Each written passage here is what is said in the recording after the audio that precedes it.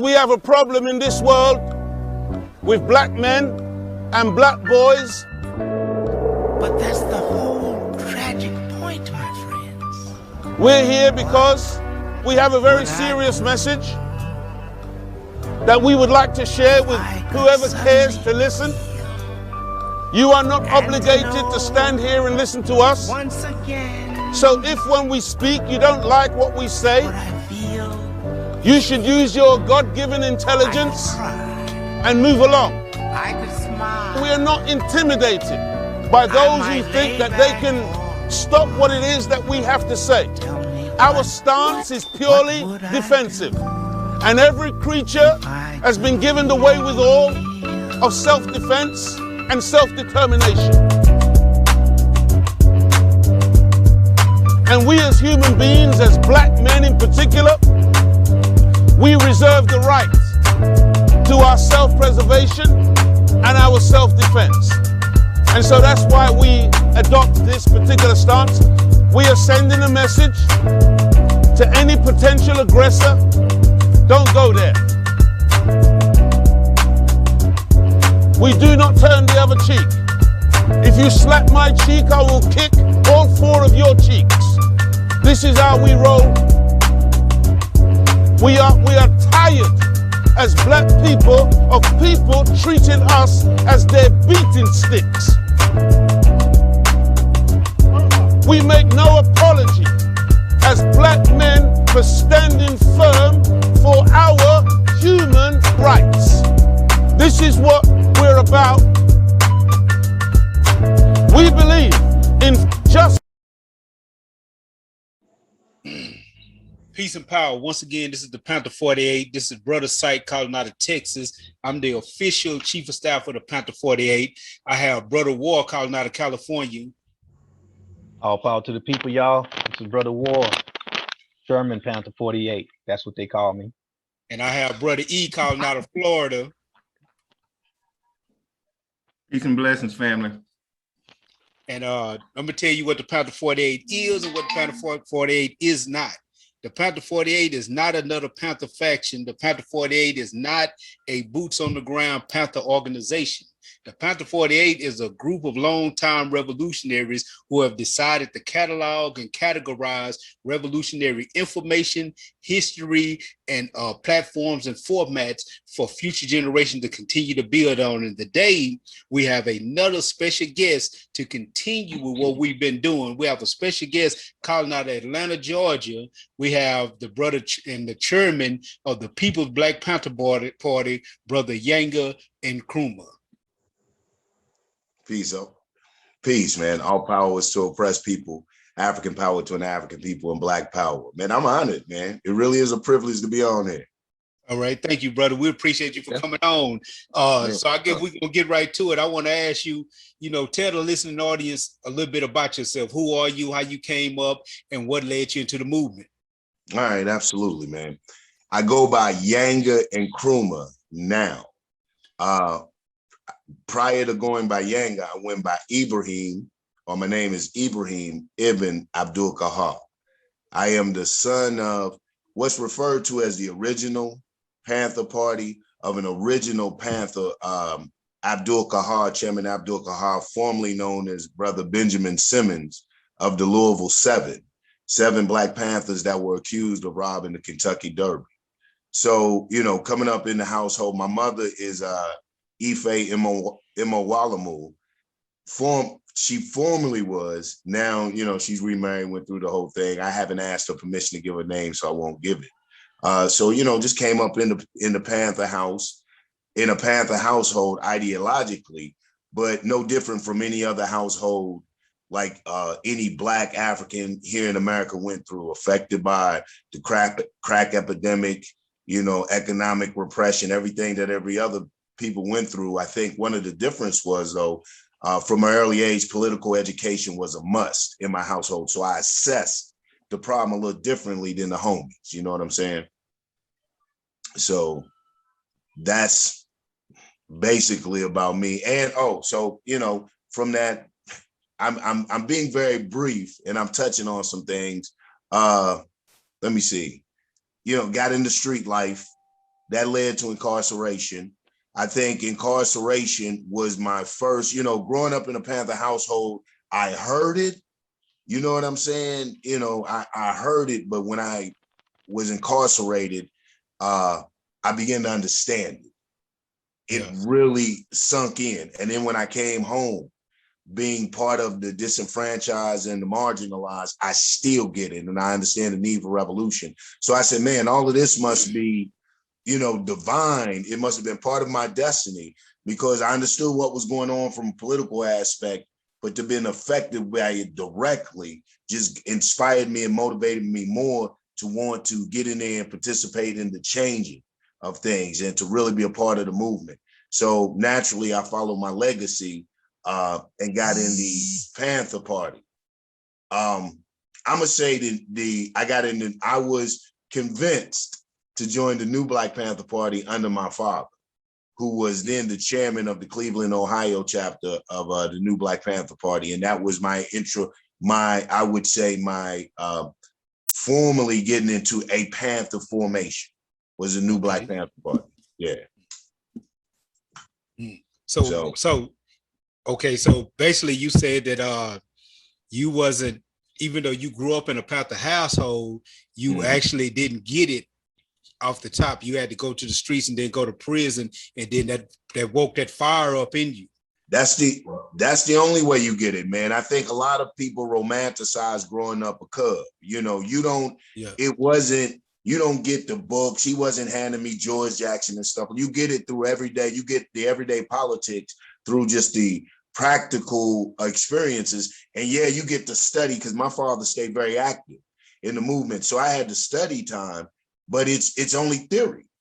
Do you know what I'm saying? And so it's like being a preacher's kid. You hear it all the time, Black people this, Black people that. But the preacher kids are some of the most rebellious. So I had to get in them streets. When I got in the streets and began to see, I saw it, but it was the allure of the streets. It was no breaks, and I was young. But it was when they slowed me, when they slammed me, and I saw repression up close, especially in Georgia. I went to penitentiary in Georgia. So coming from the Midwest, to the South and seeing it directly like that, racism blatantly, you know what I'm saying? Just neocolonialism, where these Negroes, I was in Atlanta, so I was under the illusion that it was actually Black owned and it was just really Black operated. And I saw neocolonialism firsthand. I saw Black faces in white places. And I knew these words and phrases, but I never knew what they meant until actually I came face to face with it. And so, like I said, that's when that fire jumped in me. I was like, man, I can't believe I participated in this. This is what Pops was talking about, Yeah. So about how old were you when you would say that you decided to be a part of the struggle? I think I was probably close to my joining a formation, you mean? Or yes. In a formation, probably close to my 30s, because when I came home at 20 something, I went in at 17. I came home like 24. And when I came home, I had the whole religious experience. So I had joined a group. It's called the Dawah de Salafiyah. So I was this extreme Islamic. So that was going to be the change for me. And I thought that would change the world. And through living in, I did that for like 15, 16 years and began to see the contradictions in Arab supremacy and culture. No diss on Islam, just the very Arabization of Black people and the encouragement of lack of participation, political participation in where they lived. I said, man, it just went against the nature of who I was as a human being and how I was raised. So went back to Cleveland, hooked back up with my father, because at this time I was so fanatic in my belief that I had stopped speaking to my Abu. And he's a Muslim. I was raised a Muslim, but he wasn't as extreme a Muslim as I was. You know what I'm saying? So he and I had stopped speaking. And so I went back up, lost and looking for guidance. One of the things I do praise the Creator for is giving me a father and a father figure. When I hit that manhood and I was out there, when I had exhausted every measure and realized I didn't know anything, even though me and this cat disagreed coming up. I went different ways to be able to have another man that had my best interests at heart because I'm his offspring to really rap to me and tell me what it was, man, just lifted a burden off of me. And I just seen and I said, so what are you doing? And he's like, I'm in the new Black Panther Party. And he and I argued. We went at it. I went in. I think that's what re-sparked my revolutionary fervor because, man, I was like, man, are you for real? And, you know, I'm not going to repeat all the things we went back and forth. But one of the things he hit me with, he was like, you know, so you born in this thing and you raising it. So don't you have a responsibility to make sure that it maintains its integrity and to teach it? Why are you going to run from a group that's holding on to a part of your legacy? You know, so he influenced me and swayed me enough to get in, and I got in up under him. And so he was the chairperson of Cleveland, Ohio, and that's why I got my legs wet. Now, mind you, when I moved to Atlanta and began to run my own chapter, I think my father, he ran it so much like the third development, so much like the original Panthers, as they're commonly referred to, that he created an umbrella for us. And so I didn't know how ugly things really were until I got from out of the umbrella of Cleveland, Ohio, and went to Atlanta, Georgia, with inter-party strife.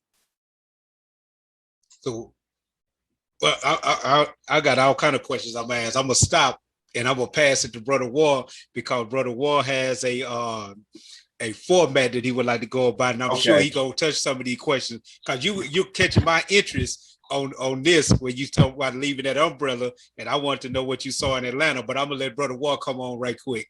All right, Well, bet. let me ask you this because you referenced one thing about the third development.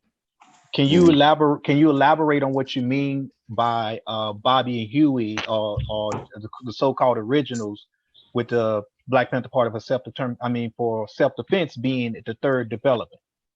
Okay, absolutely. The third development, we teach the Panthers in formations. We understand that the first development or the first formation of the Black Panther Party, the concept of the Black Panther Party started with Fannie Lou Hamer and with the Democratic Freedom Party and the Lowndes County Freedom Organization, the LCFO. They were a political party. When the Democrats were flushing Black people out and not accepting Black people, when the Republicans were doing the same, these people took it upon themselves to embark on empowering us through political power. And they understood the importance of self-defense. And so they were aided and assisted in many cases and instances by Robert Williams, Deacon of Defense. So they had armed defense. So they were known as the first armed political party. And they can't leave out what is so critical. Their emblem was the Black Panther. So they were known as the Black Panther Party. We call that the first development of the Black Panther Party. The second development came in New York City. This development, that was in 1965. In 1966, in New York City, another Black Panther Party development arose, working with Lowndes County freedom organizers and SNCC, Student Nonviolent Coordinating Committee. And I hope our people on here listening, so they should know what SNCC and stuff is. So I'm not going to always go through the whatchamacallit. So they work with it, establish the second development in New York City. And they were very instrumental and critical in changing the curriculum, the New York City school program and things of that nature. They're again trying to empower people through education and also political empowerment. And thirdly, which is the more famous known, what is more commonly referred to as the original, we call it the third development, as founded by Dr. Huey P. Newton and Bobby Seals in Oakland, California. I believe, what was it, October 15, 1966, I believe it was. And they added the self-defense on it. So those are the three developments, three formations. We recognize Aaron Michaels as being the fourth development of the Black Panther Party, Black Panther movement as a revolutionary organization participating in liberation movement in America. So the fourth development, and how we would chronicleize this, Aaron Michaels would be the fourth development. Okay, gotcha. I think that's important because a lot of people, when they refer back and they think about the Black Panther Party, and a lot of old heads even refer to as Bobby and Huey as being the original. And the younger generation picks up with that same mentality oftentimes and just doesn't know the legacy and the history. And I think that's real important, especially going back to the Laos County thing, because I think with the current generations, a lot of times the ideal of the party aspect has fell off. So with that being said, let me ask you, with the founding of the People's Black Panther Party for self-determination, what is defined in your words as a chairman, explain self-determination and why is that so important? All right. And when we analyze the move, we realized that one of our biggest problems was just the inability to reach our highest, fullest human potential.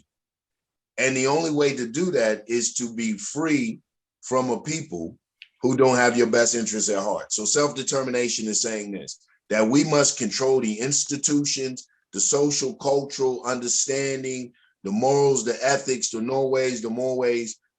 We have to control them totally. We have to defy them, and they should be what are in the best interest of us as a people, Black Africans here in America, and that will serve the greater interest of us internationally throughout the diaspora. That's it, doing for self. That's as plain as I can make it. We really have to begin to do for self. And when we say that, that's cool in a base slogan, but doing for self starts to be, we have to begin to analyze our actions and our practices. Are we acting contrary to self? And then it raises the question, what are we calling self? You know what I'm saying? And so all of these questions come from that. But that's basically what it is. It is first just overall the desire, and prayerfully we hope to push and motivate people to want to do for self. So coming off the back of that concept, why do you think it's so hard for people to grasp self-determination as a solution?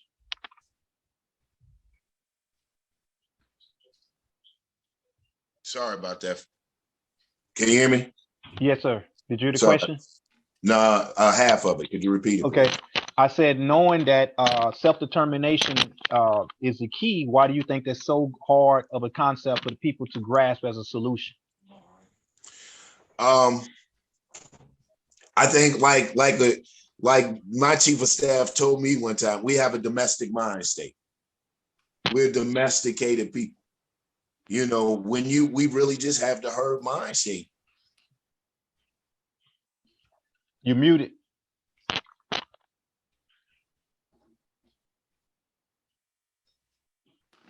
We have been enslaved. And then after the so-called physical freedom, chattel slavery ended, we were already, so that domestication process had begun mentally. And then we just became, when they had taken that away, the desire for independence, or when even the concept of freedom or independence was taken away from it, we just became complacent. It really is that simple. If you can keep the people dancing and singing and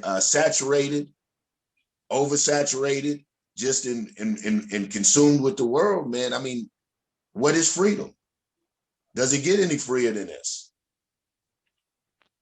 And that's why I think that it's difficult. And I hope I'm not being too layman-ish, but it just really is that simple.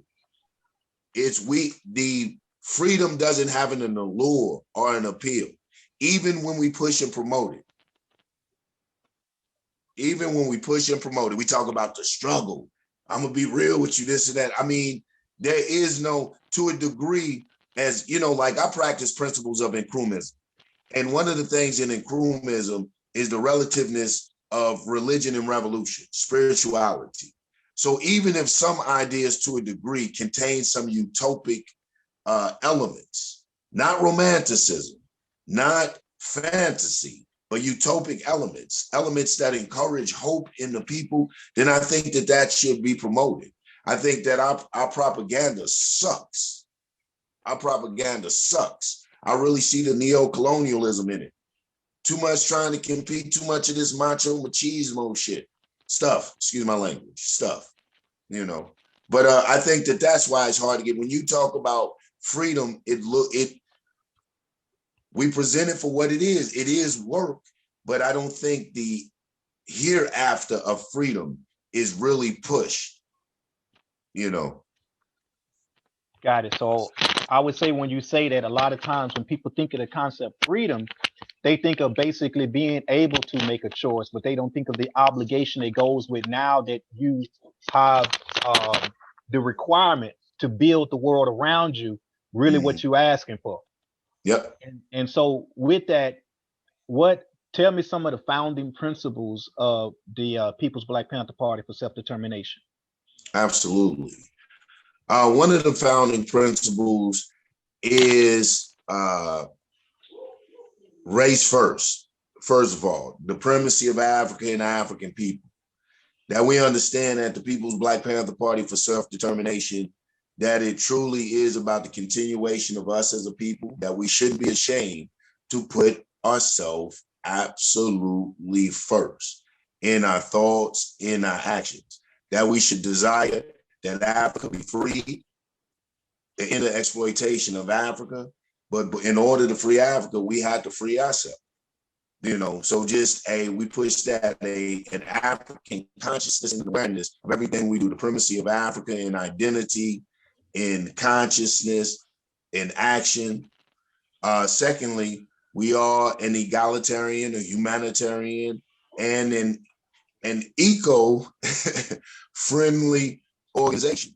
We do believe in the human sanctity.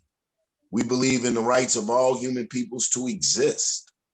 We believe in the rights of all human people to exist unencumbered, unhindered, to be able to reach their highest, fullest potential. We believe in that right more so for the race that we belong to, Black people. We challenge the other races. We say that if you truly believe in egalitarianism, if you truly are equal, then your fight should be to undo what has kept the Black man first and foremost, and then every other oppressed people disadvantaged for hundreds and hundreds of years. You have the machines and the institutions that your people have built to exploit and rape the masses of people, but then you're asking them a lot, because then you ask them to change their lifestyles. So we do believe in egalitarianism. We don't want to get control. So like when I say, people say, oh, the primacy of Africa, you believe in supremacy? Yeah, I believe that I should feel superior, I should feel good, but from an African concept, from the concept of responsibility and obligation. That's the way that I believe that primacy over the earth. We have obligation and responsibility that goes into that echo, the climate, the earth. You know, I believe that the People's Black Panther Party, if it isn't out there, People Black Panther Party members are listening, start your recycling. There's no way you shouldn't have a recycle bin. You have to protect the earth. I said humanitarianism, believing in the people's highest, fullest potential. We are definitely Black nationalists, Pan-Africanists. I believe that Black people here have to begin, like we must do Pan-Africanism on what they call it, a microcosm, before we really could grasp the concept fully on a macrocosm. We have to start doing it on small scale. Let us start the United States. Let us start our institutions and our organizations begin to unify and get supply lines and the things that we need to build an infrastructure for a Black nation here. It can be done. There's a million organizations doing. We just have to agree on an ideology. You know what I'm saying? So Black nationalism, I believe, is the ideology that we can all agree on. Not getting into the semantics, but when I say Black, I'm not talking about, oh, we're this, we're African. I'm talking about Black as an experience for people here in America. If you fit a certain phenotype, or if you look a certain way, they put you in a category and they treat you how they want to treat you. I'm saying Black is an experience. And like I spoke on earlier, we believe in the relevance of religion and revolution, spirituality and revolution. We believe that as African people, we're spiritual people. We see that spirituality, a lot of times, I think, give under the guise of religion. So it's when we read it in the history books, we read religion, but spirituality has been a very big factor and guiding force in our liberation struggle. I think that's, if I had to lend a critique to the third development to under Dr. Newton and Bobby Seals, it would be to the strict following of Marxist-Leninist understanding and the absolution of religion, or getting away with spirituality and getting to this agnostic atheist thing so fully that they would even encourage people to really not hold to certain practices. And I think that without those moral and ethics, that African people can be very dangerous. You know, I think it's a tie to their ancestors. So those are some of just the guiding principles. Kind of going back to what you started out with, talking about growing up in a Panther household with both parents being within the party. I do want to emphasize a little bit more and get a little bit more out of that, because I want to say that it's not often at all that you have people that are now involved in the movement that came up from a household where you had both parents members. So how did that affect your worldview? Even though you know, like you said, you still hit the streets as a youth, you went through that trial, but still, from a world perspective, how did that impact you?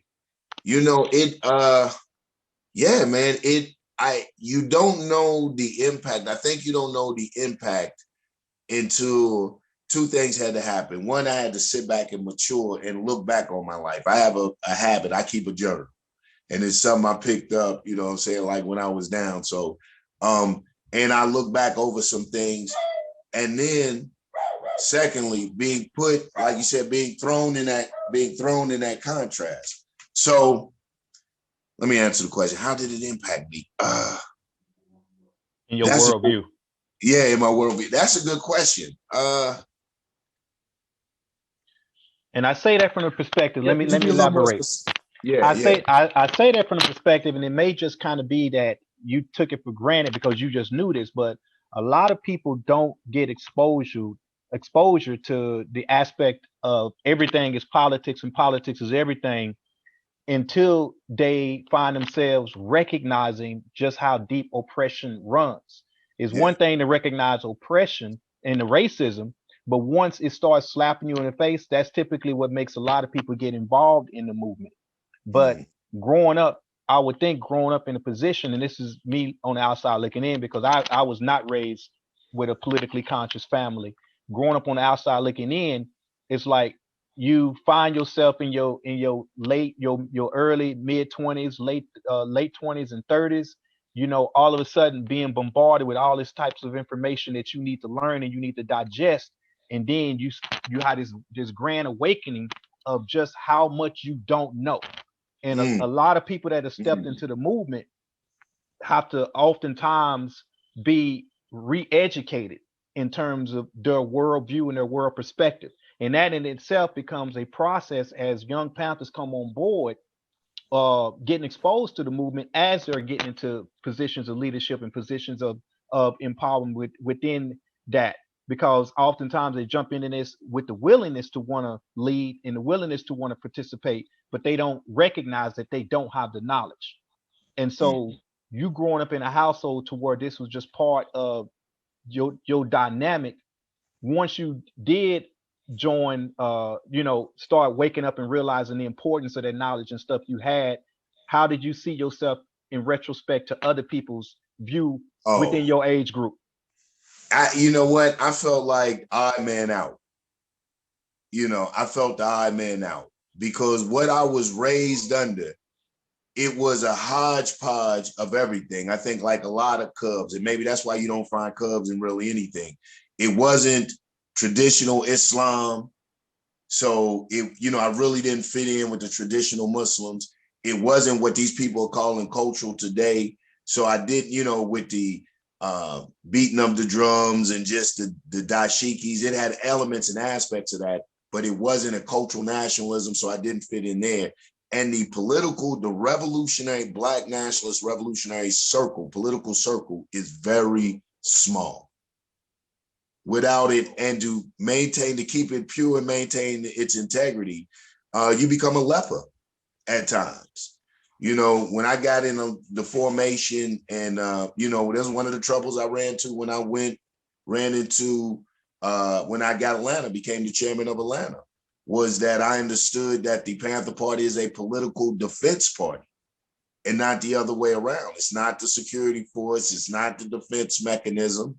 You know, it wasn't, I refused to allow it to be the Junior Nation of Islam and these other, I thought at the time, derogatory, slanderous terms that we were being referred to. I operated as a political defense party with the idea of training cadres and hopefully, prayerfully introducing the masses to the political process that would make them conscious citizens of the Republic of New Africa. That was my mindset. And like I said, that circle is very small. And my methods were unconventional because I didn't come to the intelligentsia. I didn't come to Atlanta and hit the typical knowns and hang out at Morris Brown and Spelman. I went to the hood and I began to politicize the hood, the street soldiers. I relied on and leaned back on my affiliation, you know what I'm saying, with Crippin. And so I went there to the hood and started to politicize the homeboys and show them that, just following the trend of Huey and where he was inspired by Fanon, that the lumping can be a powerhouse when you politicize it, and so that was my whole thing, man. And so that's how I came here in Atlanta. And I think, and this, I'm not putting out there to be funny, but I think since I didn't have a party at the time, I felt like kiss asses, my party wasn't really one of the most favored parties.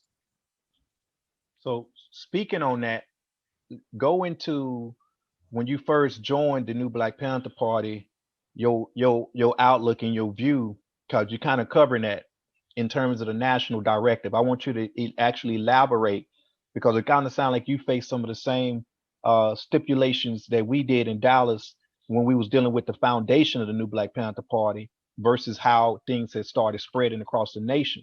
So what were your views of the new Black Panther Party as you became into position, and what did you see? When I entered, as you know, man, I believe in local autonomy. So when I entered, that was pushed heavily. So I was under, like I said, the umbrella of Chairman Kahar. I was really in a bubble. I was oblivious to a lot of things that was just happening outside of Cleveland. And being under Chairman Kahar, and I think a little bit being his son, really added the pressure on me, because he would always say that. I'd be like, oh, man, I'm working this and that. I can't keep doing, they're not going to holler nepotism on me. That would be his thing. So under Chairman Kahar, I had the privilege and misfortune to serve in every position. I mean, I did it all. And I got the game, and it was cool. Then when I got noticed a little bit, and I got noticed by our regional chairperson at a convention that Cleveland had thrown for their region. And I got a promotion and things of that nature, is when I began to see the difference. And man, you go? Yeah, we go. Okay. I'm about to leave right now. Okay, peace. Come out the door. The door open. Okay. So just close it, brother. Pardon the body. So I got to see a few more things. And one of the things, like I said, I was hip. We had the papers and stuff, but I really didn't make it my concern.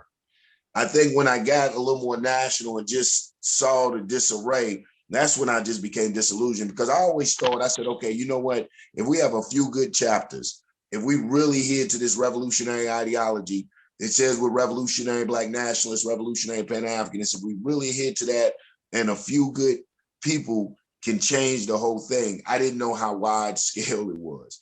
So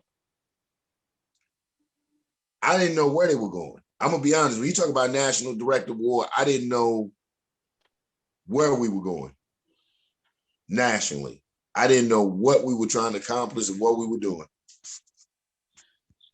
And going off there, let me ask you, what does local autonomy mean to you, and how is this important within the next generation of the Panther parties that are coming up, or the people that are jumping into this movement now? Elaborate a little bit on local autonomy, because a lot of people don't actually get what that means. So explain that. Absolutely. Well, the local autonomy, we believe at the People's Black Panther Party for Self-Determination. First of all, and this is, let me say this about us, because I love Ward, you're an example of what we're trying to accomplish at the People's Black Panther Party. Like, I'm gonna put it out there, Ward acts as my chief of staff.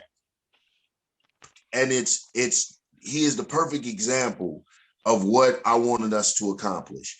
We have a lot of formations with the boots on the ground. We have a lot of organizations out there.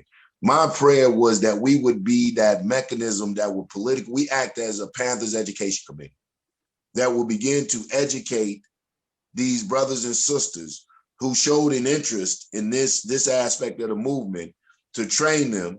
By the way, excellent, you guys know Ward, so you know how he is with his training and his skill set, and then encourage them to participate in other organizations that are already established.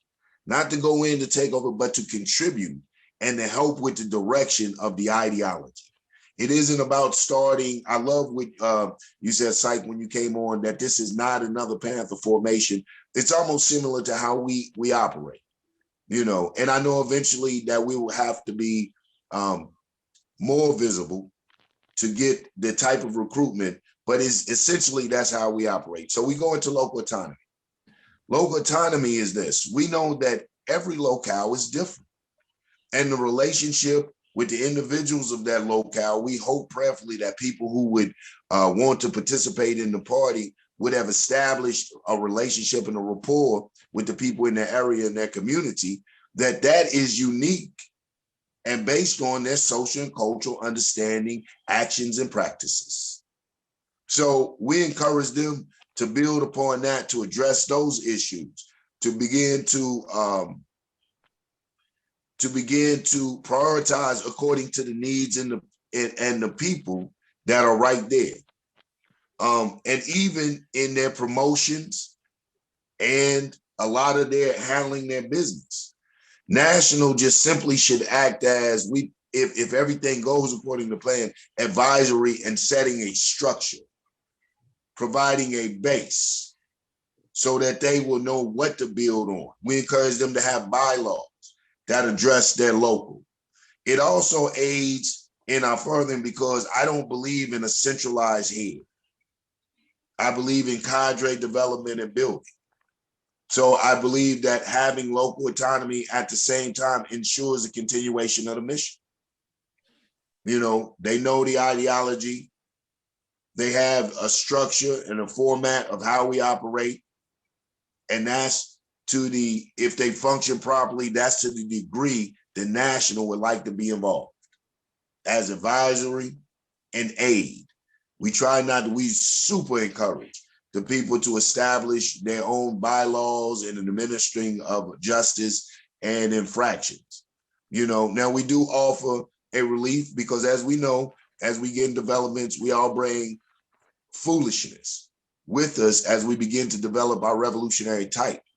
But so we will, you know, if it's excessive, intervene, there again, advise, but intervention to the degree of removing people and discipline people, this and that, the national really tries to take a handoff approach, because it isn't just slang and language that is different in different locales, it's temperament.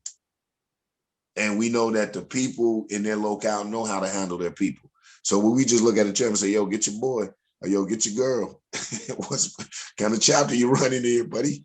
You know, so that's local autonomy. Handle your business in your city, you know, and then you need to back up, invite us in, and we all converge. And one thing I think that's important about that is a lot of people don't know, even going back to what I asked you in regards to the perspective that you had about the new Black Panther Party when you first got introduced to it, is that Chairman Kahar knew that and operated from that perspective, because that is in essence how the new Black Panther Party was founded and how it operated. But what happened is a lot of that concept got lost in the sauce through certain fractions that eventually took over the national leadership of the new Black Panther Party. But the new Black Panther Party was actually founded on that principle of local autonomy. So you addressed that. You know, You got something? I will go add to that when he was saying it, because just like him, I was out of the picture, you know, from 2001 all the way until never worried. I was all the way out of the picture due to prison. And when I left, that was the major concept and idea that we operated on in the new Black Panther Party, was local autonomy. We understood that. And when local groups, like I remember we went to New Orleans to assist them, and we went to Mississippi, to Gulfport, Mississippi, to assist them, local groups would invite other groups. Like at the time, the Dallas chapter was, because we didn't have a national at the time. So the Dallas chapter was the chapter that most chapters called to for support and help, because the Dallas chapter had boots on the ground the longest. And we would go out and we would help and assist those brothers and sisters, but we didn't go out and think we had the right to take control of their mission and what they had going on. And, you know, that was the thing that I was taught and educated under when I came into the NBPP, was local autonomy, the whole concept and ideal of local autonomy. So that when I was just listening to this, it was kind of surprising when he was talking about the loss of local autonomy and that, because I wasn't around for that era. Oh man,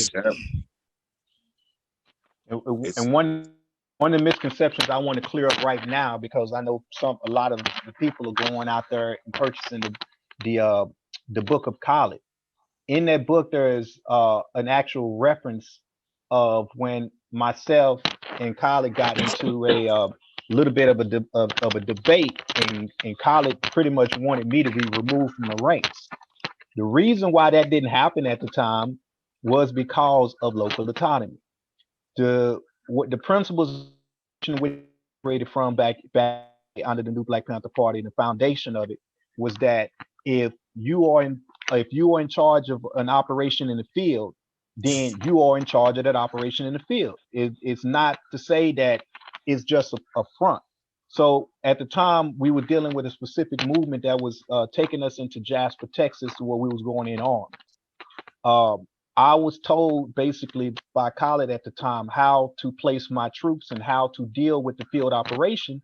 And I told him to stay in his lane. And when I said that to somebody of his stature, he didn't receive that. He didn't receive that right, because like, who are you, little kid coming out of Dallas, Texas, with no international, overstanding, so to speak, and don't have the, I guess the exposure that I've had to tell me how to run things. The idea is based on how the structure had been in place, based on my experience under the operation in which we've done, and being that I've had many exposure to armed maneuvers and knew how to handle a weapon and train people how to handle a weapon, was that I was placed in position in charge. So from that standpoint, operating through local autonomy, I was not going to have an outsider tell me what to do when it was outside of their jurisdiction to be able to say so. That didn't make it in the book.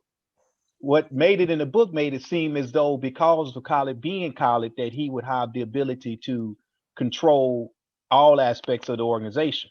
And that is not how we operated on the local autonomy. And so I just wanted to throw that out there, because a lot of times people would not get that looking at the current structure now. So it's important. Yes. I'm glad Yanga said that. Go ahead, brother. That was the whole thing. Like I said, coming up in Cleveland, when I went through my thing in Cleveland, anybody that knows Cleveland is a very Black nationalist city. We talking about the city of Harlell Jones, the first Black mayor. Cleveland is like off the hook with red, black, and green. So we wasn't, though we knew about Dr. Khalid Abdul Muhammad, Rahimahullah Ta'ala, though we knew about Dr. Khalid Abdul Muhammad, he wasn't, that's what I mean by I was insulated. I didn't know how colonized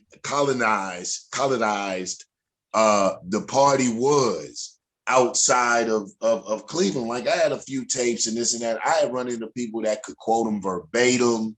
They were, their delivery style was, and it was just different than what I was used to. Like I said, I grew up with the writings of, like you went on George Jackson, Fred, Deputy Chairman Fred Ham Sr., and things of that nature, the classical writings of Marx or Lenin or Bakunin or whatever, some revolutionary writings like that. So to see that this was the language of revolution, this was what was fueling, I think, revolution a little bit, to me, was disconcerting. I think that kind of concerned me a little bit, because though he is very fiery in rhetoric, and I think that Dr.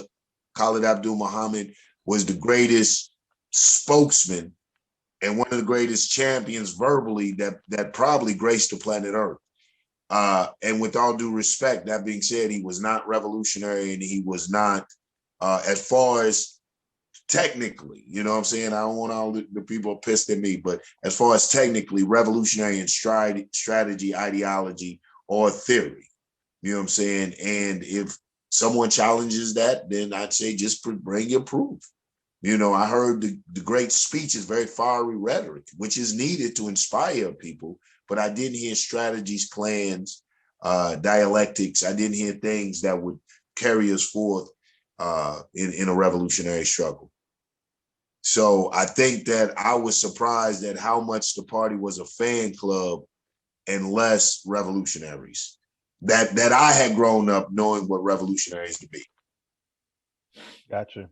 And on that question, in addressing quantity over quality within the Black Panther Party movements, why does this continue, you think, to be such a challenge? I think because we're looking for that. We're looking for that quantity. You know what I'm saying? We're looking for that quantity. We want quality too, but we're looking for that quantity.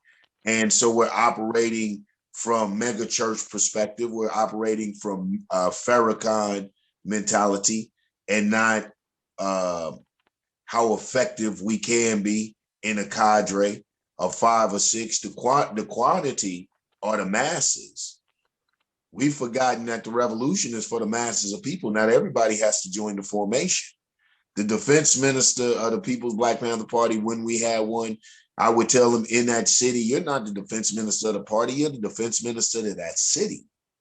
It is your job to develop programs to get the people, to inspire the people, motivate the people to fight for themselves, and therefore to develop programs to train them, to have the institutions to foster and cater and aid and assist that mindset, to develop the body to physically follow behind. Same with health, cultural programs, social programs, all of those, any of those programs. This is why I was saying how the People's Black Panther Party operates. Be that seed to join that organization that is doing that thing, and encourage them. And if you have another brother that's in the PR, sister in the People's Black Panther Party, like, oh, yo, so I'm working with these people, and he's like, I'm working with these people. We need to make sure they meet, and then we can develop a plan that spreads along through the city. So the quality of the quantity of people are the masses. So this is why we miss it. But the quality is important, because you need those people who are going to be able to get the information, break the information down to your next group of people that'll be able to disseminate the information. And it's all about, to me, I go to the people, and my primary people is, no disrespect to the gun clubs, no disrespect to all of these groups, but a lot of these people are still people that have their rights. A lot of these people are still masquerading revolution under radical reformism. You get out there with the guns and this and that, Second Amendment rights, but some people don't have that right. Some people are marginalized and disenfranchised. They will never be afforded the right to enter into what they would call citizenry of the United States. They're regulated to a class, a scarlet letter stamped on you. double jeopardy, still serving time, all of that good stuff. So the only solution for people like that have been disenfranchised to reach their fullest human potential is revolution. Revolution. You gotta change the system. They know hiding and slipping in the cracks for you, homie. You have to change the system. And I think that has to be pushed. And when that's pushed and solutions are placed on the table, and not just solutions, but the steps to achieve some of those solutions are placed on the table, I think that we'll see more people making different decisions. But right now, to be a revolutionary is too funky and freaky. It's not everyday and practical to the masses. You talk to the homies and you talk about revolution, like you said, it's either Dr. Khalid Muhammad or eating vegetables or, I got to wear one of them dashiki things. It ain't the homie that's still having the 40, that's still burning the Newport. Where does he see himself? It's that black Muslim, homie. And that's not revolution. So I think that's where we get caught up. They're trying to get quantity and quality. They want to be elitist, you know what I'm saying? But they want 100 million elitist. You know what I'm saying? You can't have it. So if you're going to be elite in what you do, and y'all elite, then you need to be a guerrilla unit. If you do that, then you need to make sure you go back and train the masses. Begin to get your guerrilla army out of those masses. Come in, homie. I know you don't supposed to have that, but since you got that, and don't tell nobody this is how you use it. First, put the damn safety on.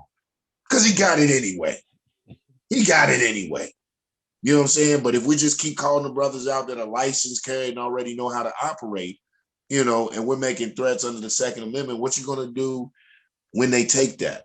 What you going to do? So it always has to be whatever we do. And I'm not knocking that we need that, but I'm just saying, whatever we do, I think we should get and make sure it's towards empowering the masses. Well empowering masses. And with that being stated, now, what do you see as the purpose of protests, and what must the people take away from participating in protests? I think that the purpose of a protest is just that, to draw attention to the grievance. You know what I'm saying? Prayerfully, when it grows on an international level, to draw not just attention to it, but show that it's systemic, that it is not some civil rights issue. This is genocide against a people. And you know what I'm saying? This is human rights are being violated here. Genocide is happening against us through food, education, terrible social conditions, just everything. Crimes have been perpetrated against us and continue to be perpetrated against us as a people. So I think protests should definitely draw attention and awareness to it. It also should serve as, a lot of times it is the introduction for the lumpen, for the general masses. Protest is their first taste of participation in the revolutionary experience, or the opportunity to participate in their liberation struggle, and that's good. It's also dangerous sometimes because protests are full of energy. And then you run into the challenge of keeping these people's attention once they join your organization after what we call revolutionary lulls, after the energy dies down. So I think that all of those things are good at what happens at protests. But what I think, you said what we should take away from it. Right. And I'm saying that from the perspective of, like you say, people just jumping in, and that's their first taste of any type of social activism. That's it. I think that's where we push and promote political education. We tell them pump their brakes. We know it's like, hey man, it's like smoking drugs. I know it feel good. You riding a high, homie.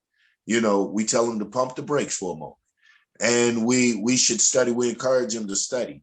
You talked about, that's another thing I want to touch on. You talked about one of the benefits of growing up in a Panther household.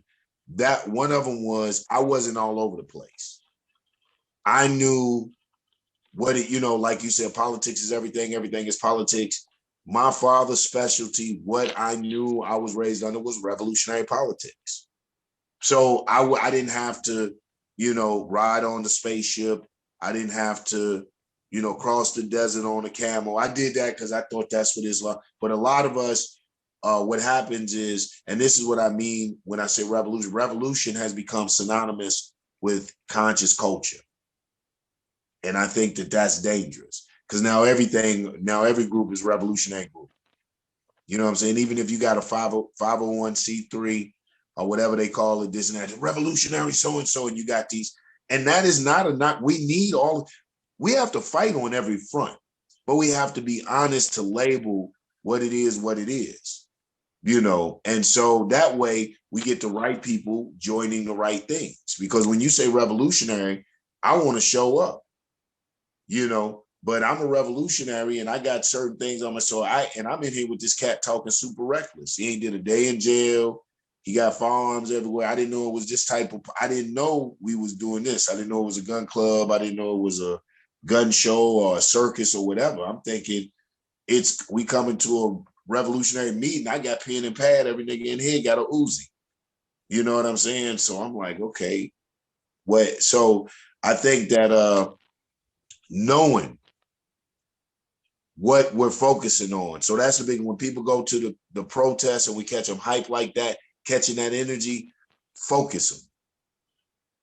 Don't take them all over the place. And it's not about discouraging them from studying anything. Just always ask them, what are you trying to accomplish? Remind them, what are you trying to be revolutionary? If they come back with man, did you know on the planet? Someone say, hey man, that's cool, but what are you trying to accomplish here? Are you still trying to do your revolutionary studies? Do you know about Fanon? Do you know about Malcolm X? Do you know about Martin Delaney? You know what I'm saying? We talk about Black nationalism. So we just giving them something, make sure just giving them stuff. And whatever their specialty is. A lot of people are into militarization of the party. That's another thing. One day we get to talk about that. I hate how the party has been militarized. But then, you give them Robert Williams. You know what I'm saying? You start giving them these books on armed and defense, because these were people that, though they took that avenue, they never lost track of, lost focus. It didn't, like I told somebody, and it's not to be long-winded. I said, when you think about the third development, what people call the original party, when you think about the image of them, you see them with guns. That's the image you have. But when you think about their program, you think about feed the people. See what I'm saying? When you think about these cats, you see the guns. When you think about their program, you think about the guns. And that's what they don't get. They don't have the coalition. They don't have a lot of people. Yeah, we say the third development. We think about Huey them with the bandolier of guns. But when you say, what were they about? It ain't, the first thing is they didn't have 100 niggas at Stone Mountain. Further, they fed them babies. They did this. They did. You begin to talk about the social programs. And I think that that's what we miss. I agree. Thank you. Thank you for that, for breaking that down, because that kind of goes right into the next question I would have. Hold on. Before you continue, I want to add one question, because he spoke on something. He talked about revolution, and you know how I am on definitions. So I would like to get Brother Yanga's definition of what's revolutionary. What is revolution? Because he talked about showing up at places and being a revolutionary and thinking he's there for revolution, and showing up and people being about something else. So what would your definition of revolution be? What is your ideal of what revolution is? What is the definition, and what is revolutionary activities? Okay. I think that two things happen here. I think revolution is, first we understand that complete revolving. And in the revolving, it is, I believe, the Black man and woman getting back to an original conscious state of thinking, a pure state of thinking. I hope that revolution takes us back to that thinking, that revolving takes us back to that original because like I said, aspects of Nkrumahism, and like Dr. Nkrumah says, Kwame Nkrumah talks about that African consciousness and the original nature of an African people. That's one. Politically, I talk about the complete change of the current ruling or governing system. I'm not going to say constructive change and all that, because people have revolutions and sometimes those revolutions are worse than what the people were under, but a complete change. And then from that, there's various modes of revolution, but I'm talking about a complete change in the current system of not just governing, but also social, cultural interaction amongst Black people, economic repression and education, and all the above. A complete change in how it's established, disseminated and our reaction to it. So with that, that's my definition. I believe that the Black man and woman must develop to be a revolutionary type. And the revolutionary type is one that only does things that is productive for Black people. So that's in self and in community. Yes, we had to work on it, man. I got my habits, I got my things I dig, and even ways I think in my interaction with my woman at times and with my children at times is very neo-colonialist, and I have to be mindful. But that's the first step towards it, is a consciousness. The revolutionary must have a nature of resistance. So the consciousness comes to bring us awareness to it. The resistance is there to help us to fight it. The revolutionary type is also economically conscious. We're conscious where we spend. We're conscious if our money are going to support people who support atrocities in Africa or back candidates who are clearly against the Black African here in America. And to like you said, the revolutionary, therefore, is conscious of their brothers and sisters. If we're saying that we're having this particular meeting, it's a revolutionary meeting, it's supposed to be serious, and we're serious for our brothers and sisters, and we're revolutionary type, and we know what that means, and we know historical dialectics. We understand history. We know what happens to the revolutionary. For somebody to show up hot like that either gives me question two things. Either they haven't studied, or they're a provocateur or an antagonist. So I can see when we say, like I said, there's just certain things that revolutionaries know that they'll huddle over in the corner and be like, yeah, I thought they said this was revolutionary and not more social clubbish. So we have to be, and the reason that I think that what has happened is us as revolutionaries, despite how we want to achieve revolution, but those of us as revolutionaries have allowed this word to be used very free.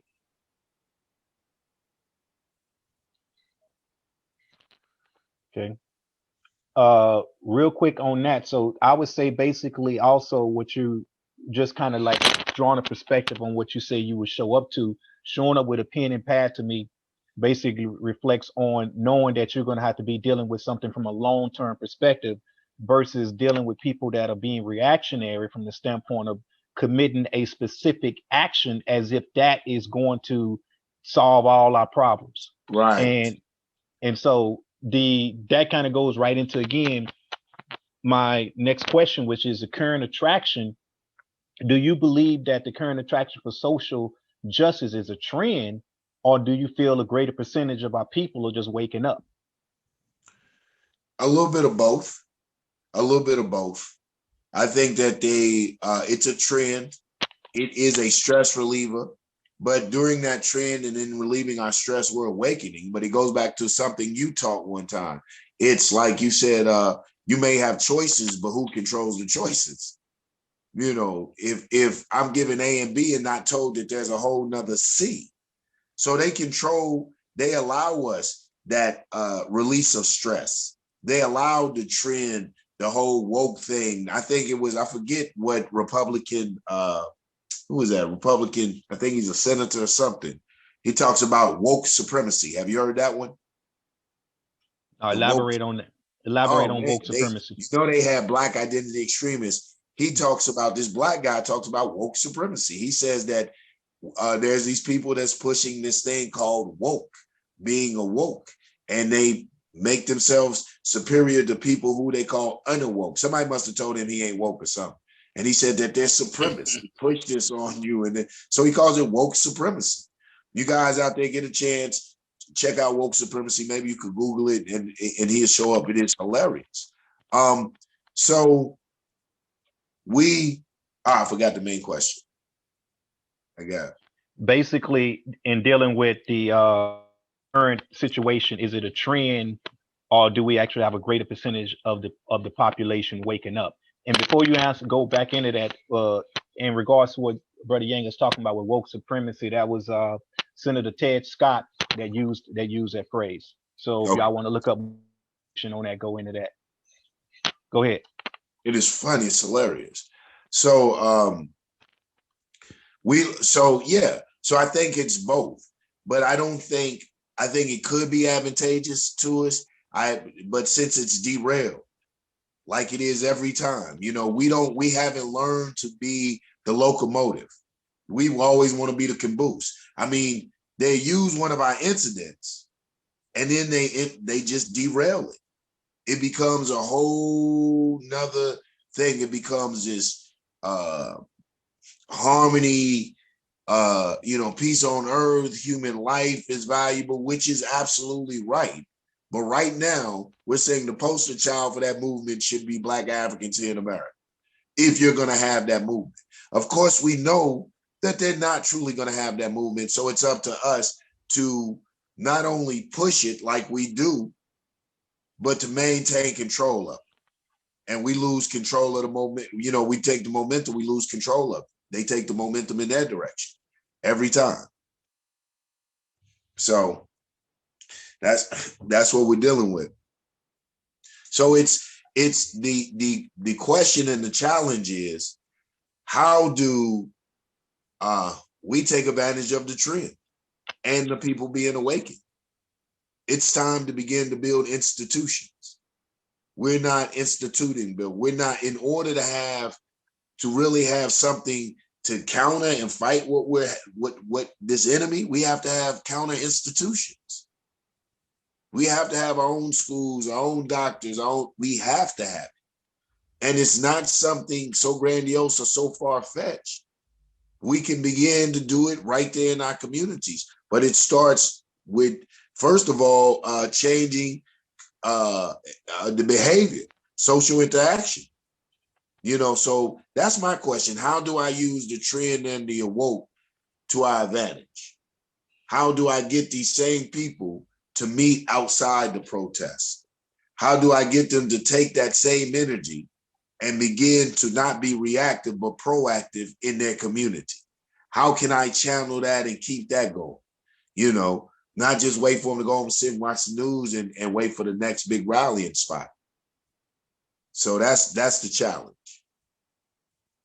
Okay. And with that, what elements should the new generation of Black Panthers take to rebuild a real connection with the people?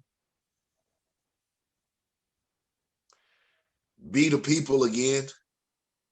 Be the one thing I'll say about growing up in the house of the Panthers, and my father still does it to the day. He calls his Panther stroll. He walks to the library. The library knows him, so they hold a paper for him. He walks, makes his stroll to the library. One day he wasn't feeling the best. I said, I'll make your stroll for you, Pops. Rolled through the hood. They was like, yo, where Panther Man? I like, hey, where Panther Man? They set clocks by it. That's how they know if all's good in the hood. And Panther Man ain't on the stroll, what's going on? So it's about being the people again. It's about remembering. I would tell the new Baptist, remember, everything is politics. Politics is everything. Where are your programs, your basic programs? Where are your budget programs? Where are your programs, how to get a nutritious diet out of what we got? How to help how you get shouted, help budget them food stamps.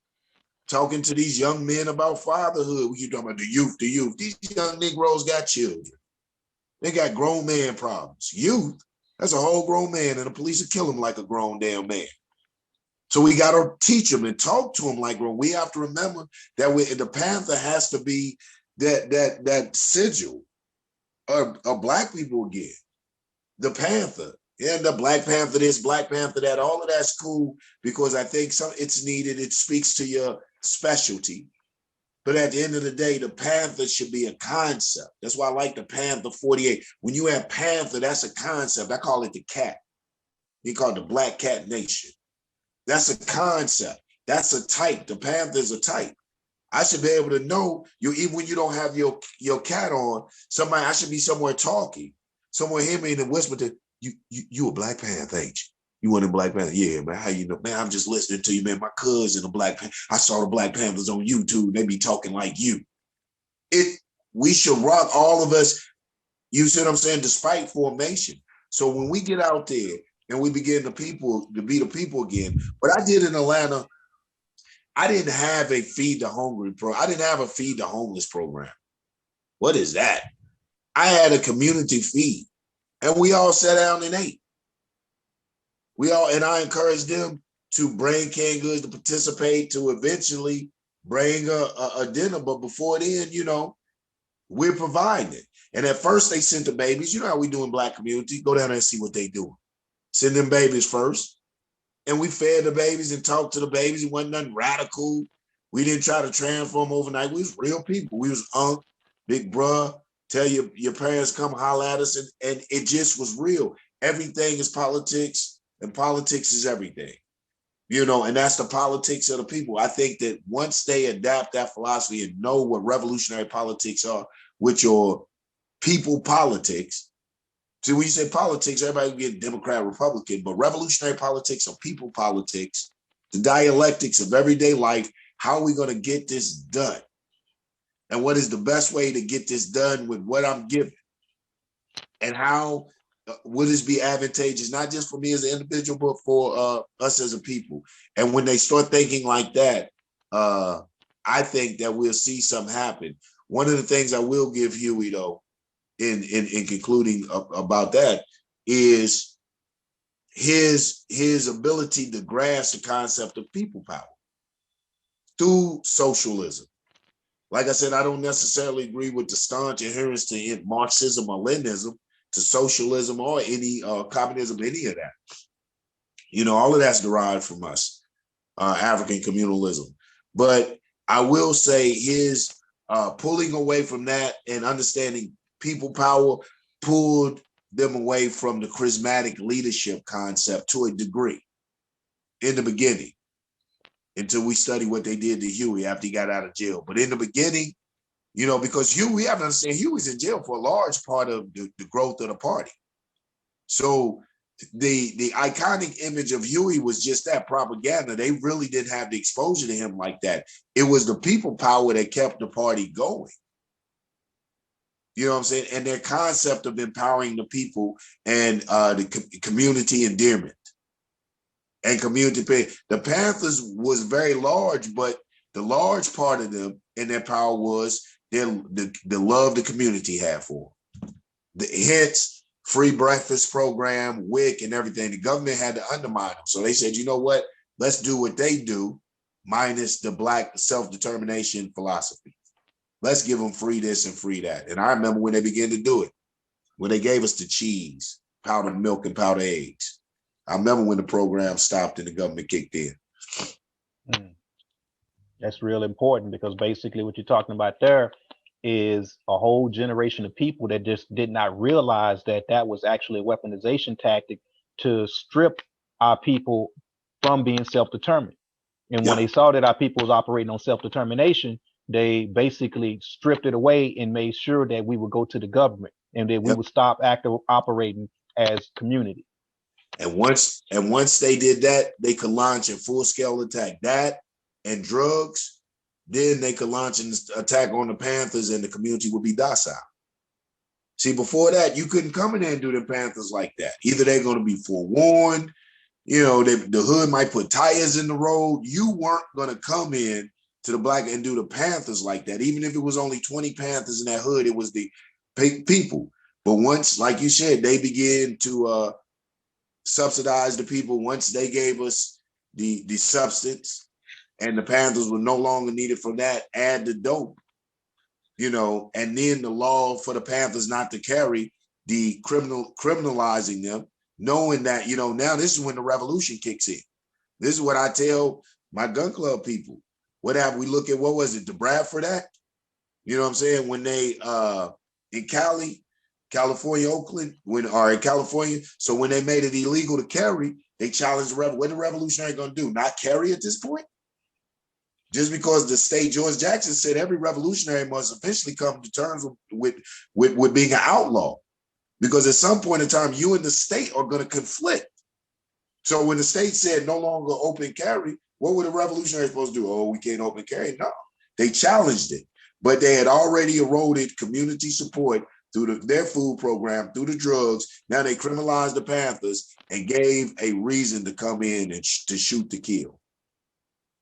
That's why I know a revolution is going to be the only solution. That's how they had to shoot to kill. Oh, you're not putting down the gun, not drop the gun. It's bow, bow, bow. We know you're not going to put it down.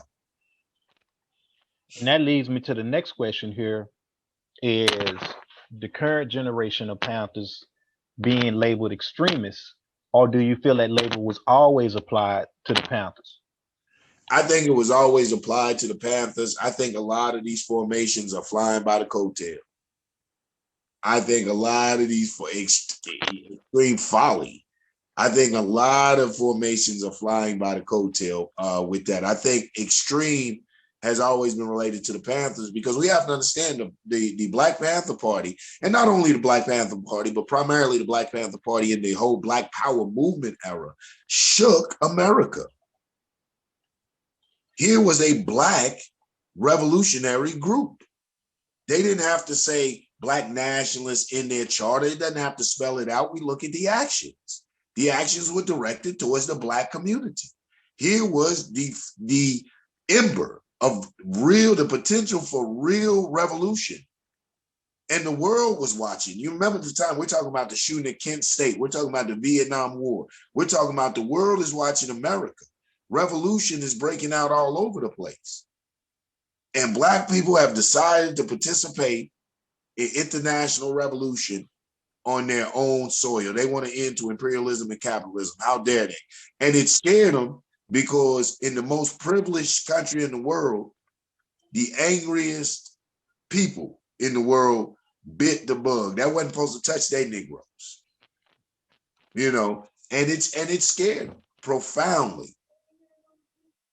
It scared them profoundly. So yeah, they labeled it extreme, and the measures that they went to suppress our movement was extreme, from the murder and steal the unlawful holding of political prisoners. They are political prisoners. They have downplayed, free them all, by the way. They have downplayed our participation in revolutionary struggle. They have downplayed it and de-escalated it to acts of criminal activity. And they are revolutionary acts by political dissidents. They disagree with the political process and they express their disagreements, but they weren't judged based on their political disagreements and the actions that came after that. They're judging them based on criminal actions, state laws, federal laws, just unjust laws being held in the most inhumane conditions, unfairly judged, is poorly trained, and our failure as revolutionaries. You know, I ain't gonna say our failure.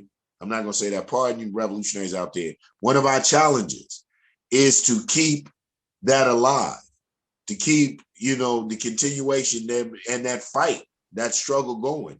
These are some of the things that I would say to the new formations coming in. Don't think that you're inventing nothing new. This is why we use developments. Because in these developments we talk about, especially the third, you still have political prisoners. So we use developments of formation so that we don't forget those, our predecessors. You know, we don't forget those who preceded us. We know their struggle. We know their contribution to the liberation movement and the Panther as a legacy and as an understanding itself specifically. So yeah, you know, that would be my advice to him, man. Just really, I think everything's become sensational now. You know, YouTube, Facebook, it's very little boots on the ground. Success is measured by YouTube likes and Facebook likes and how many people viewed your video. This is how not the effectiveness in the community or the people that you reach. And I think that's one of the tragedies. So I think more time and energy and effort is put on by a lot of these people in their performance than anything else. What I love about this show, I told Seven, I said, man, they invited me to the show. What should I wear? I need to get my this and that. She said, have you looked at the show? You might want to go look at the show. So I said, okay, let me go look. I said, oh, they be kicking it. I didn't know how, you know, so I love that. You know, okay, let's rap. So I think, because I think a lot of time is put into production of a thing, but it's like the Wizard of Oz. When you pull back the curtain, there's this little guy pulling levers and nothing's really being done. Right. Like, you got any questions you want to ask the brother? Well, you know, all I want to say is, brother, we appreciate you for coming on. The thing that we're trying to do right now is we're going to founders and day one revolutionaries, and we're deciding, to give them a platform to build on, to give their ideas, their philosophies, their concepts. So one of the last things I want to ask you, because you gave a lot of I consider myself a long-term revolutionary myself, and you educated me a lot today.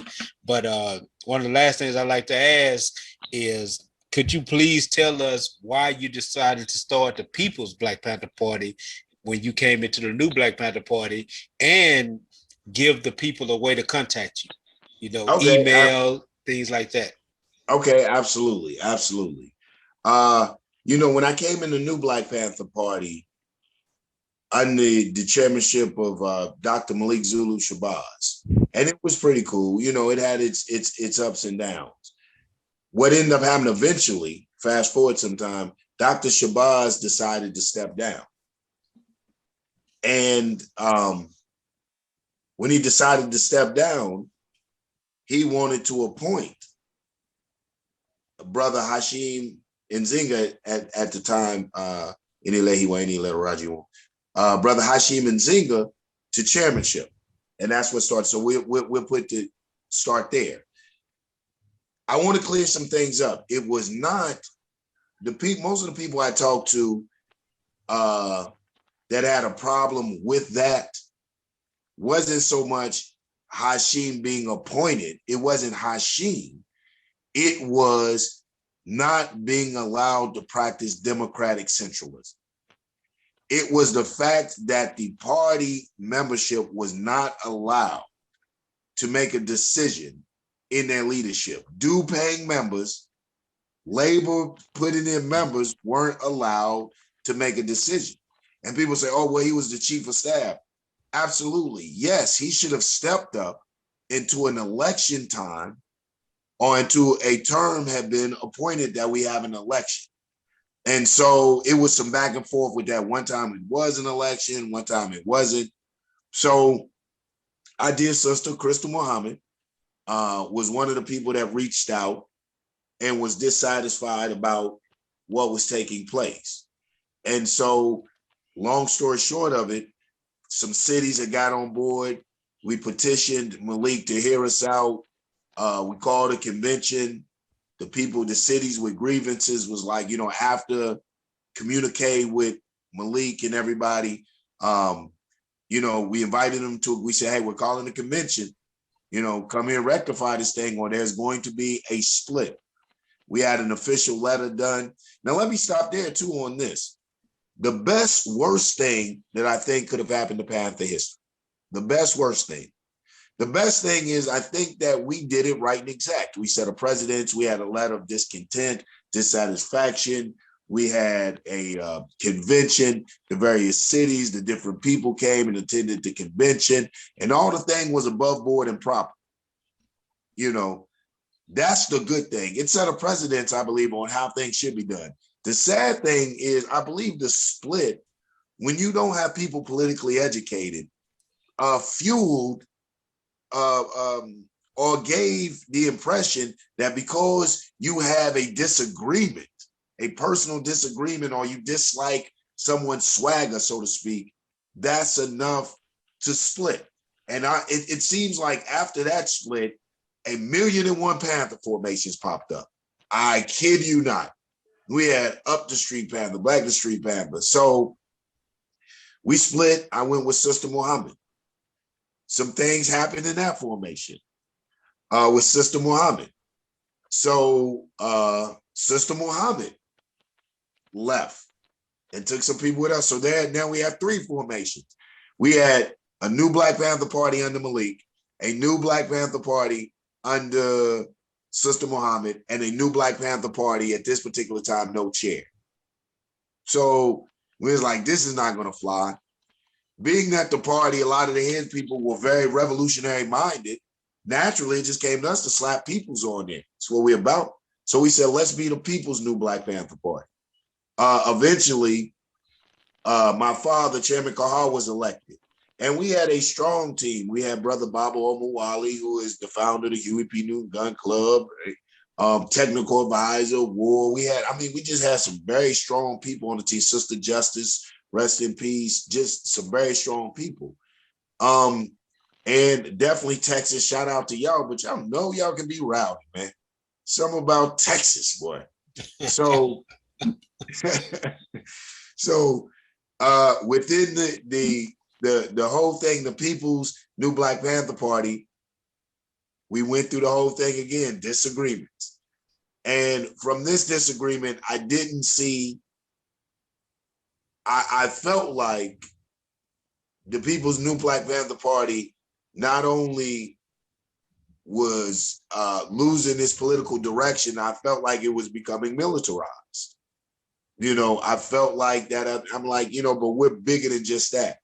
And so there again, unfortunately, but fortunately at the same time, we split again and became, and I said, you know what, we're just going to drop the new. I never particularly cared for the new anyway. And we became the People's Black Panther Party. I wanted our mission to be larger than just defense. I wanted to, my thing too was to take a little bit away from, there again, what I believe is the militarization image of the Black Panther Party. I wanted to take that away a little bit. So I said, you know what, race first. And you know, it all goes in the thing of self-determination, Honorable Marcus Messiah Garvey, El-Haj Malik Shabazz, more commonly referred to as Malcolm X, and just the whole thing. So self-determination was just a natural fit. And it is a philosophy with the ideology of Black nationalism and the philosophy of self-determination. I know these two gumbos, which with whatever way we apply it, but these two ingredients will be the key ingredients and core ingredient to our liberation. And I want to add this. I want to add this to that about what you just said about what made y'all make the split. And I'm not saying this for any kind of applause or anything like that, but I can't remember the year, it was somewhere in the 90s when Brother War drafted me and Brother E into positions. There was no national at the time, but Brother War drafted me as chief of staff, and he drafted E as a minister of information. And what we did is we came into our position. We was young, and we came into our positions with a desire to be as good as we could possibly be in those positions. So Brother E created and drafted an educational plan for teaching and educating the party, and I drafted an organizational format. One of the things that I did was created the mechanism format and the process through which you put people into position. We called it. You wasn't being put into power. You were being put on a post. Okay. So the ideal of that post was, if you're a chairman, that's a post you hold. You're not chairman for life. You can't pass chairmanship down to nobody. You're being put on a post. And the way that this worked was that the people, the average members, the boots on the ground soldiers, are the ones who elected their chairman. The chairman chose his staff. The chairman chose his central committee. He had the power to choose his central committee because his central committee was an extension of his responsibility. So he could choose his central committee. The people, the boots on the ground, the soldiers could not affect his central committee, but they could check their chairman if they didn't like what their central committee were doing, because they could remove their chairman from position and put another chairman in position if they chose to. So that put a check on the chairman and made the chairman have to keep his central committee in order and in line. Now, his central committee had the power to remove the average boots on the ground, the soldiers. The chairman couldn't remove an average soldier from the organization. Chairman didn't have that power. He could remove a member of his central committee from the central committee. The central committee had to have a unanimous vote to remove an average member from the organization. That was the checks and balances of the organization. And I know it because I wrote it. I know this for 100% fact. So there is no way that a chairman was supposed to pass chairmanship down to somebody just because they liked it. That wasn't supposed to happen. Right. And the way that the mechanism structure worked was that each person, like, if, for example, when I was there, Brother E was the Minister of Information. So Brother E was the general over the informational mechanism. And therefore, everybody that came into the party that wanted to operate from that perspective as a teacher, an educator, if they wanted to create a newsletter, a website, whatever it was, they operated under Brother E's structure. Man, Brother E. Man, let me tell you something. That's my man. That's my stuff. The mechanism. That's how I run my thing, man. You know, I did that in Atlanta, and I got that actually, and that's why I say, talking when I was in the party, that was a part of the manual, and I thought that was one of the most brilliant things. I was like, oh my God, because it made it. It just it made sense, and what it did for me, it made it easy to recruit. It just it broke it down for one, like my community mechanism. You know what I'm saying? If you get, it just makes it easy to recruit. It helps compartmentalize it. This is what you deal with. This is your people you're going to deal with. And it also gives you, it helps you to, like I said, compartmentalize it, find a department that people can work in. I think it's brilliant, man. And I had been using that from day one. So I'm sitting and listening like, damn, okay. Yeah, so that's a trip that you wrote that. That is my stuff there. Yeah, and brother E and Brother Ward, and I say this, they was my mentors. I wrote it, but they was my mentors, so I wrote it based off what I learned from them. Brother E is where I got my understanding of African culture and its importance in revolutionary organizations. And Brother Ward is where I got my revolutionary organization ideas and military structure from. So with these two brothers, just like you, I was in the streets when I met these brothers.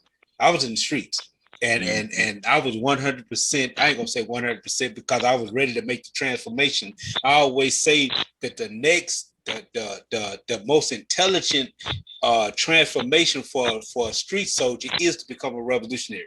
I always say that, and I was. I don't like to use the word luck because I don't believe in it. I was. For lack of a better word, lucky to run into Brother War and Brother E when I did, and they kind of gave direction to that energy, because I was never the street dude that just was running around turning up stuff because I didn't have nothing else to do. I was the street dude that was turning up stuff because I was frustrated and didn't know where to direct that frustration, Right. And so when we came into this and had a chance to direct that energy into these things, we tried to go about it the best way that we know how. And I'm gonna be honest that we was young, idealistic kids at the time. I was in my early 20s. I think I might have been in my teens actually when I first started being introduced to revolutionary concepts and ideas.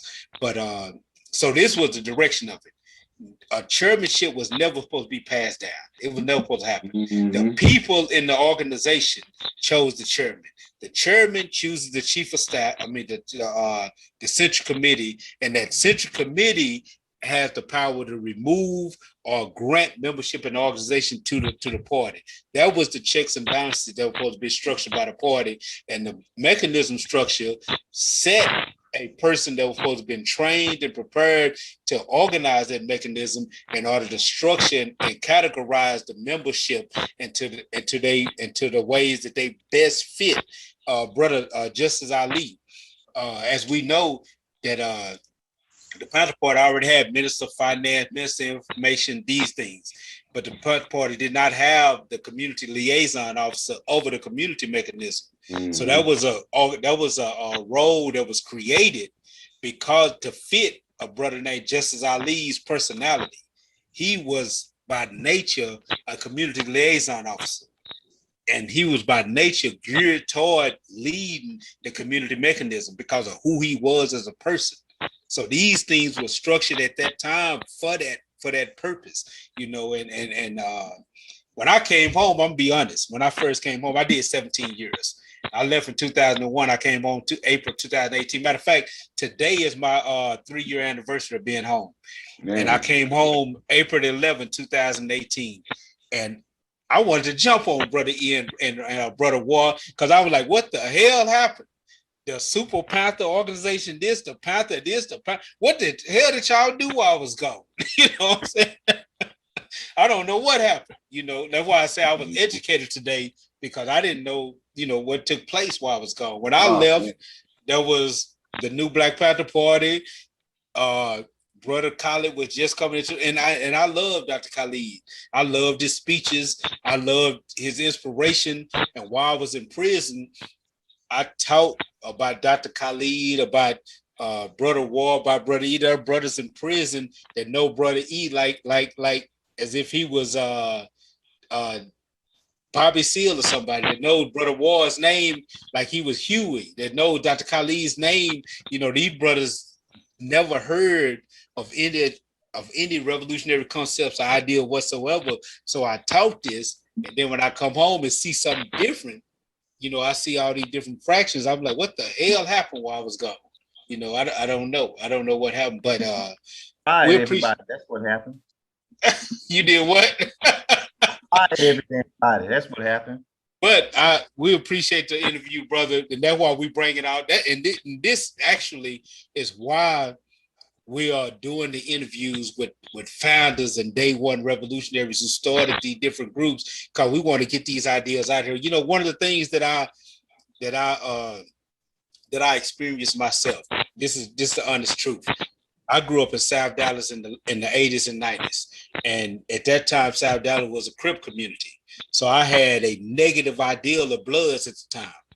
And it wasn't until I moved to Stop 6 in Fort Worth, and just so happened one of my cousins was an OG Blood in Fort Worth. So that introduced me to the Blood neighborhoods and a lot of true day one, die-hard Bloods. I used to have a real negative view of Bloods before this. But being able to talk to them and sit with them and idealize with them, I gained a high respect for Bloods after that. And I said all that to say this, because I believe that when people see Brother Yanga, Brother Babu, Brother Aaron Michael, when they see these brothers and they hear these brothers' ideas and concepts, they'll get a whole different ideal and view of the People's Black Panther Party, the Huey P. Newton Gun Club, the new Black Panther Party, and why Aaron Michael decided to do what he did. I think that is what's going to start us moving what we need to move toward. And as Brother E said in the interview with Aaron, I think it was in the interview with Aaron, we don't visualize everybody having to be a part of the same organization, because we see and understand the importance of everybody doing what they need to do and what they're geared toward doing on their own, and us being able to have that open communication with each other. So if Brother Yanga Nim is good at at teaching, building, and educating on the community levels and on black nationalist concepts and ideas, then that's who we need to contact when it's time to deal with that aspect of revolution in the Black community. If Brother E. Nim is good at dealing with having the people understand how Black Pan-Africanism is a international ideal and concept that help Black people come together in a united format all across the globe, then we need to reach out to that, and that's what we understand. We don't need to make everybody do the same thing. Right. Some people are good at points number 7, and some people are great at point number 1, and some people are great at point number 3. And sometimes maybe and the Panther is an evolving thing. It's an evolving thing. And the brothers in the beginning, they had the 10-point platform all for one organization. Maybe that 10-point platform supposed to represent different arms of the concept of revolution in the community.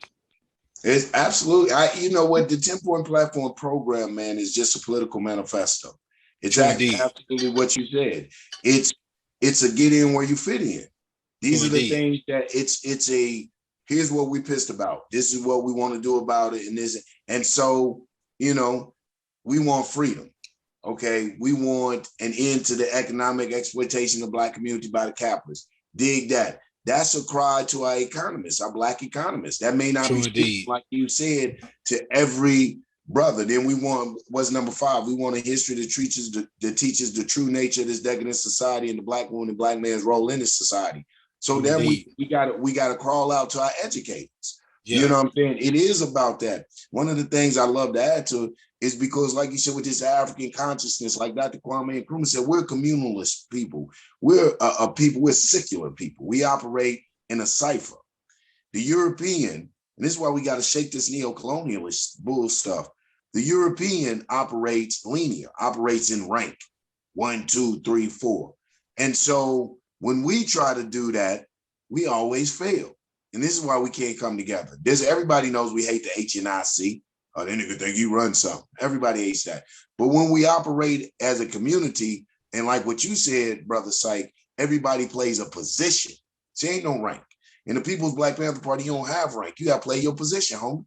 You know, it's like you're a shooting guard, a point guard, whatever. Play your position. And every position has roles and responsibilities.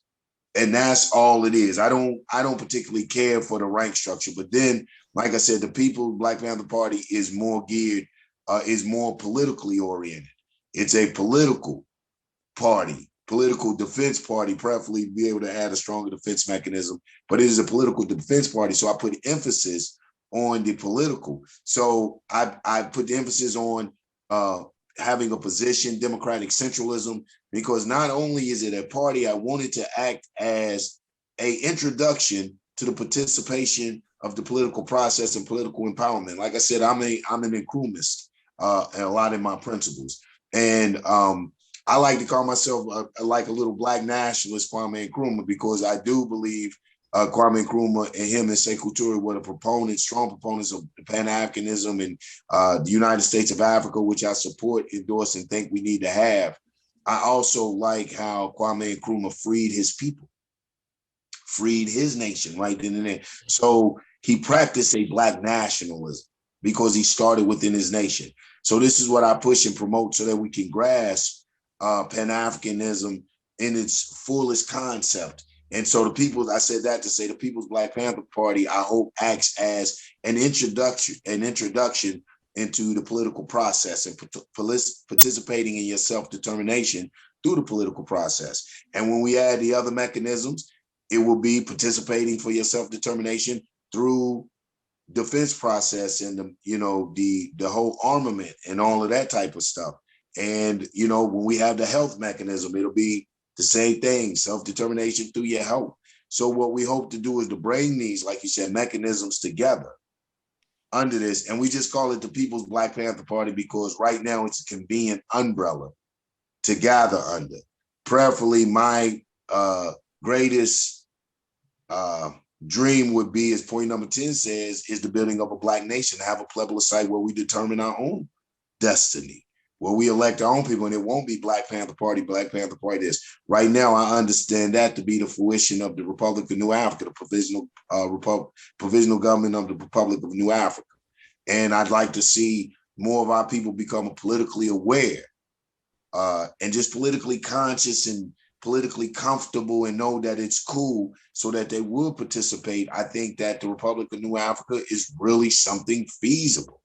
We see it in Jackson, Mississippi. We see where we have a capital, and we've seen where Chokwe Lumumba was elected mayor. And I mean, I can go on. I don't want to diverge into something else, but I mean, it's something that could happen. So the People's Black Panther Party kind of acts as just a mechanism to introduce us to another aspect of Black power, and that's Black political power, Black revolutionary political power. All right, brother. We appreciate you. We appreciate you coming on. Man. Before we get ready to close out, would you like to get a people email address or any way they can contact you if they want to become a part of the movement?